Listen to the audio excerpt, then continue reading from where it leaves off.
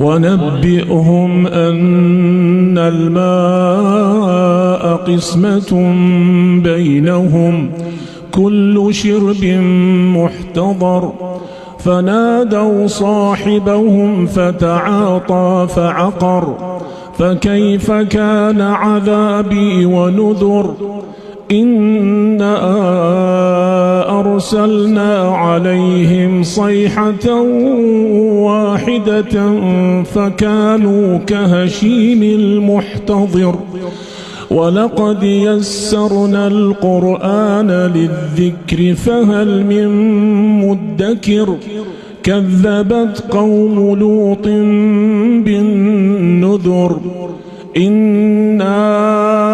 أرسلنا عليهم حاصبا إلا آل لوط نجيناهم بسحر نعمة من عندنا كذلك نجزي من شكر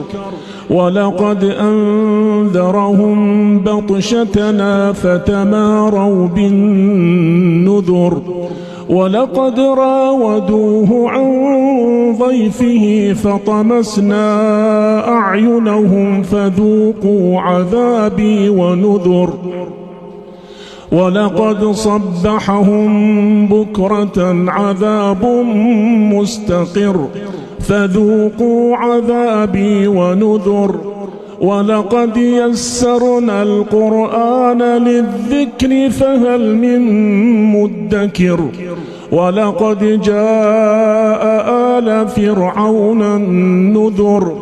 كذبوا بآياتنا كلها فأخذناهم أخذ عزيز مقتدر أكفاركم خير من أولئكم أم لكم براءة في الزبر أم يقولون نحن جميع منتصر سيهزم الجمع ويولون الدبر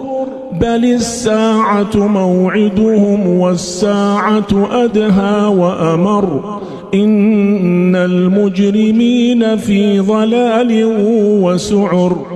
يوم يسحبون في النار على وجوههم ذوقوا مس سقر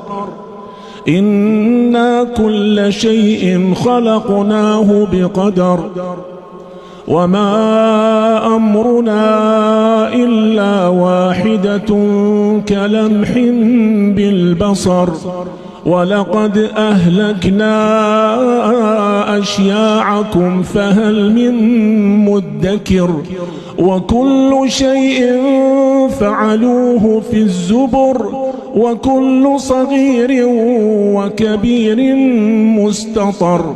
إن المتقين في جنات ونهر في مقعد صدق عند مليك مقتدر بسم الله الرحمن الرحيم الرحمن علم القرآن خلق الإنسان علمه البيان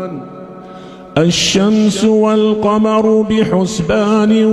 والنجم والشجر يسجدان والسماء رفعها ووضع الميزان ألا تطغوا في الميزان وأقيموا الوزن بالقسط ولا تخسروا الميزان والأرض وضعها للأنام فيها فاكهة والنخل ذات الأكمام والحب ذو العصف والريحان فبأي آلاء ربكما تكذبان خلق الإنسان من صلصال كالفخار وخلق الجان من مارج من نار فبأي آلاء ربكما تكذبان